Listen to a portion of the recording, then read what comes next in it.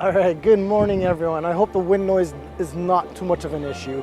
It's a little bit windy today, but we are at the boat. We're gonna be getting it ready to start it up. I'm gonna be throwing some gear oil in the lower unit, making sure everything's ready to go so I can start it up for the first time. And then we'll cross our fingers and see if it starts. All right, let's get it started. Took out the spark plugs. They seem to be pretty good. Let's take a closer look. Yeah, I only hand tighten these, so. Got NGK plugs, so a little oily in there. That's all right. So I guess that was cylinder 1, or that was the top cylinder. Oh, that's super clean.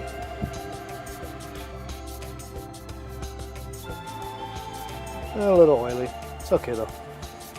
Now what I should do is grab myself one of those pressure gauge, cylinder pressure gauge, and see how the pressure is. Let's put some gear oil in the lower unit.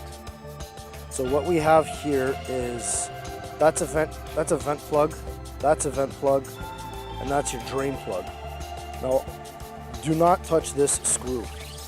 The drain plug is actually the same spot where we're gonna put in the gear oil. So we're gonna undo that, undo one of these, and then put it in. But I went out and I got myself some new washers. I also bought some extras. I'm gonna be making myself like an emergency kit, just in case if anything happens, you know, I have stuff that I can swap out. I also got an extra impeller. Like I said, I think this one, I might have to swap it out. But if not, at least I have one for backup, right? So let's get that going. Okay, so this is the pump that we're gonna be using. The kit comes with 2 different pieces. This is what's gonna be screwed into the lower unit. There's 2 different sizes, and then this goes inside the bottle, that goes on here, and then all we're doing is just pumping it, and then as the oil gets pushed in, when the oil starts leaking out of the vent screw, then it's full, and we put everything back together.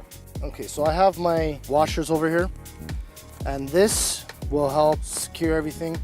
And at the same time, I have some extras. Like I said, I'm making myself an emergency kit. Okay, so here are the old ones. This was the vent. This one needs to be replaced. Then that one was the drain. So I'm gonna use the good one that was on the drain for the vent. Then I'm gonna replace this bad one with one of the yellow ones for the drain. So if you get mixed up and you don't know what plug goes where for the drain and for the vent, the one that has the magnet is for the drain. So you can see right here, there's some shards in here. That actually has the magnet. Now you're gonna see this is normal. It's not that bad. If there's a lot, then it's something to be concerned about. So we know that this is the drain and that's the vent. So yeah, we have that put on the vent. I got a new one out. So this is the new one. I'm gonna clean that magnet. Okay, done. So this is ready to get put back in.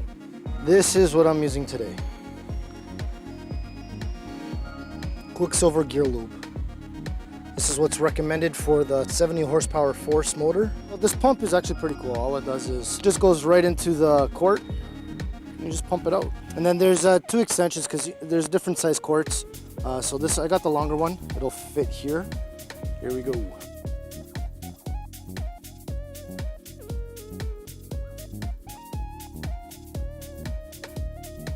Oh, there it goes. Clean up the spill. Okay, so next is the spark plugs. Okay, so I got my socket for the spark plugs. Let's put this back in. Unfortunately, I don't know what size. Oh, 13/16.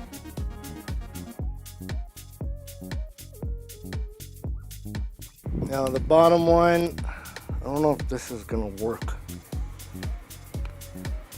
I think the bottom one I had to, Okay, so the socket's not gonna fit in the bottom one.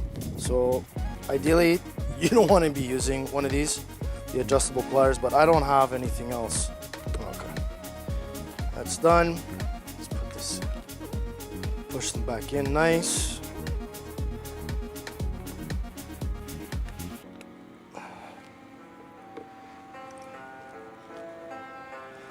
Let's check this. Because like I was saying, when I was on my way back to the lawn for the last run of the year, it wasn't spitting water. So I'm gonna blow into it, make sure that the airway is good. Oh, good. All right, so if she doesn't start pumping water, then When it starts, then it needs a new impeller. Okay, so you're not supposed to be doing this, but I really want to know if this thing's gonna fire up. So I'm gonna start it. Once it starts, I am gonna shut it off right away. And then we'll do another start test actually in the water. But I really want to see if this thing runs. All right, so the battery's not strong enough, and it's always good to have one of these, booster pack.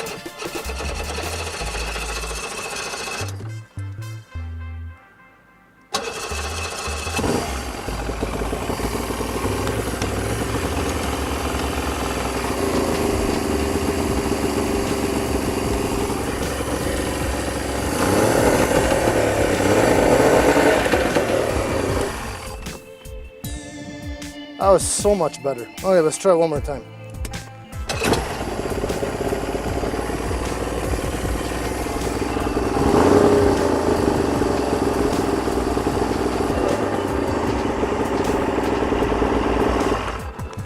I'm not gonna run it any more than that because it's actually warm right now. So the motor started, which is awesome. Started up really quick too when I put the other battery in. All right, let me show you. All right, what we have over here is this interstate battery. This is the one that was causing problems. Remember I was telling you about the cells were only half full. I filled it up with distilled water. It sort of works. I don't know, it's probably done. I want to put dual batteries in this boat. So what we have over here is a Nautilus battery. And when I put this one on, that's what started up the motor like right away. What I think I'm gonna do is, like as I was saying, I wanna run dual batteries on this. So I'm gonna switch that battery for a cold cranking amp car battery just for starting. So I'm gonna have that one designated for starting, and then the deep cycle battery is gonna run the lights and everything else. Other thing is, this battery bracket is garbage. It's so annoying, I can't get into it. I have to like dig my hand underneath just to unscrew the tabs, and it's already, as you can see, it's cracked right there. I'm taking that out, I'm gonna replace it, throw that in the garbage. I'm gonna have to buy two because the second battery is gonna sit in the same spot but on the other side of the boat. Here, let me show you. All right, so right there is where the starter battery is, and then where I wanna put the second battery is in that spot underneath. Time to clean up. I don't think you wanna stick around. Unless you wanna help, that'd be awesome. Until the next time, later.